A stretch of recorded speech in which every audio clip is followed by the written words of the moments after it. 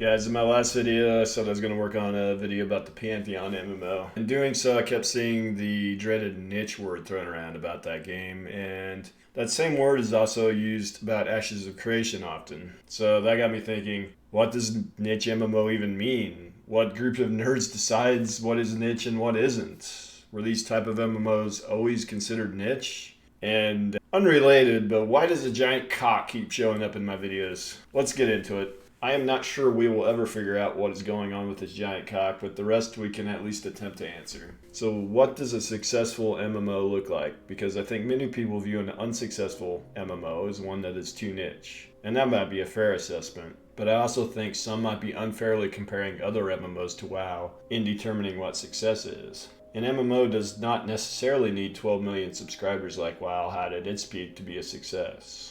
MMOs are run by private businesses, and the main thing a business needs to succeed is to be solvent. Now, just because an MMO is solvent does not mean it is truly a success in the eyes of the gamers. It could mean they chose to go the predatory monetization route, but oftentimes those monetization choices, while they might help keep a project solvent for a while, end up being a net negative for the financial viability of the product in the long run. And to be clear, there have been many success stories in the MMO genre. The WOW-centric view many have tends to view only a few MMOs as successful, but the reality is success does not have to mean that a game does something that is a massive statistical outlier in terms of profit and active players like WoW did. Now, we don't necessarily have hard figures for many MMOs in terms of cost and revenue, but we can find the initial cost of some MMOs and the total revenue earned. For some MMOs, success means having a huge player count. Take SWTOR, for example, or New World. Both had a budget of 200 million. So just having 50,000 active players wouldn't cut it for them at launch, at least initially after launch, and for a period after. Other low-budget MMOs would be plenty solvent at 50,000 players. EVE Online, for instance, was made for $4 million, so it never really required a huge player base to succeed. EVE Online likely has been wildly successful financially, with active subscribers peaking at 500,000 in 2013. Pre-WoW, there were actually some massive success stories, most notably Lineage. Lineage achieved an active subscriber count of 3 million players in 2001. If you add up the player counts of the other MMOs at the time, you will find that Lineage actually commanded 66% of the total active MMO player base at the time. This is something that I am not sure even WoW ever achieved when you consider that the current total active MMO player base is roughly 20 million players, and WoW at its peak had 12 million, or 60%.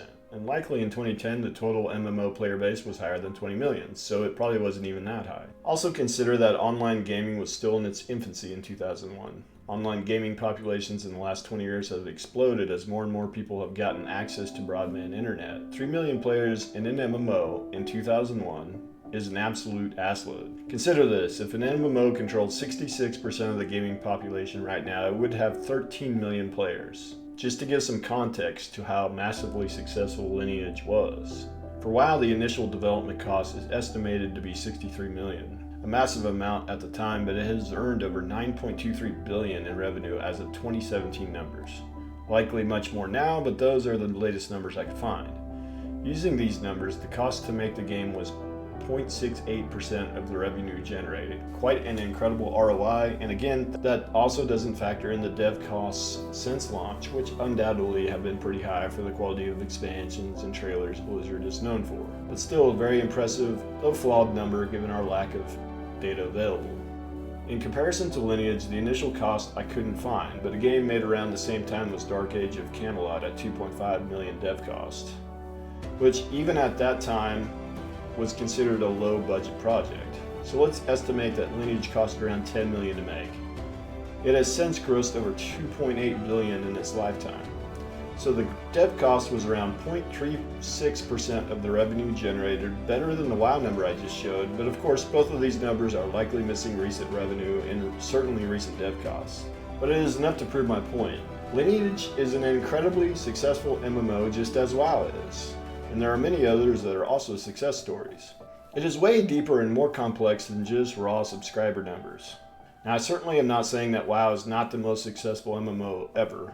To me, it certainly is, at least in the West. But I'm just trying to get those with a WoW-centric mindset to consider the contributions of other projects. Just because a game didn't kill WoW does not mean it failed. That being said, because of WoW's dominance, And because so many projects just tried to straight up copy the WoW formula, there have been many failures. This is why I think directly copying the WoW formula is not a great idea for a new MMO. But many think if it is not similar to WoW, it is therefore niche. Not really true in my opinion, and prior to WoW, Ashes of Creation and Pantheon would not be considered niche at all. But that is something I will go into more depth on in the next couple of videos. The cock wants you to subscribe! Only 5% are subscribed! Alright, there you have it. That's the story of the cock. Since we talked about success in MMOs, today's song is We Are the Champions. See you in the next video. We are the champions, my friends. And we'll keep on fighting till the end.